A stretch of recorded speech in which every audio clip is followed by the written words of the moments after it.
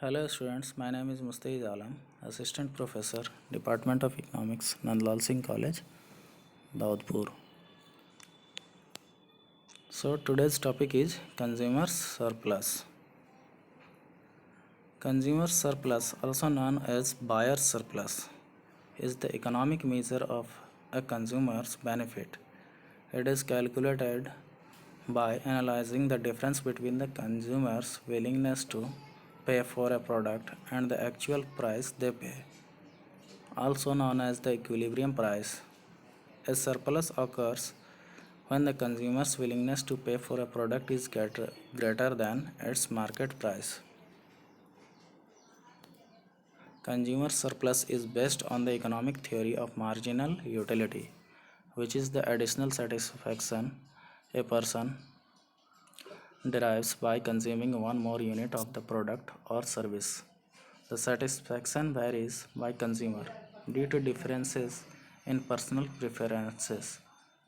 By theory, the more of a product a consumer owns, the less she is to pay more for the product due to the diminishing marginal utility derived from the product. Calculating consumer surplus.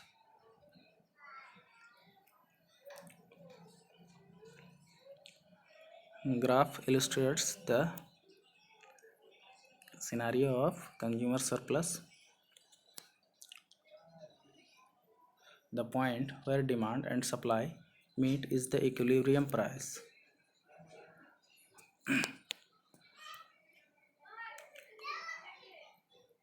The area above the supply level and below the equilibrium price is called product surplus.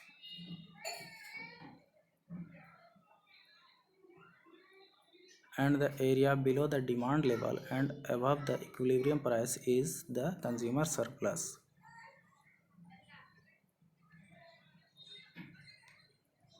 While taking into consideration the demand and supply curves, the formula for consumer surplus is CS equal to half base into height. In our example, CS equal to half into 40 and bracket 70 minus 50 equal to 400. Consumer surplus and price elasticity of demand. Consumer surplus for a product is zero when the demand for the product is perfectly elastic. This is because consumers are willing to match the price of the product. When demand is perfectly inelastic, consumer surplus is infinite because a change in the price of the product does not affect its demand. This includes products that are basic necessities such as milk, water, etc.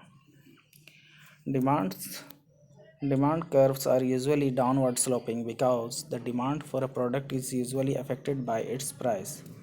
With inelastic demand, consumer surplus is high because the demand is not affected by a change in the price.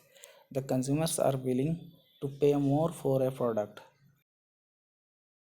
This will increase their price to convert the consumer surplus to a producer surplus. Alternatively, with the elastic demand, a small change in price will result in a large change in demand. It will result in low consumer surplus as the customers are no longer willing to buy as much of the product or service with a change in price.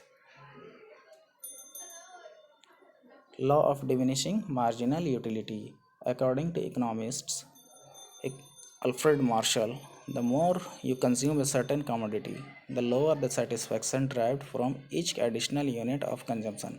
For example, if you buy one apple for $0.5, you are not willing to pay more for a second apple.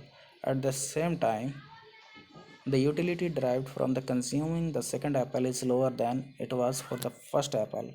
The concept is described in the table below. According to Alfred Marshall, consumer surplus equal to total utility minus price into quantity. The graph illustrates the case of consumer surplus as suggested by Marshall. Assumptions of the consumer surplus theory.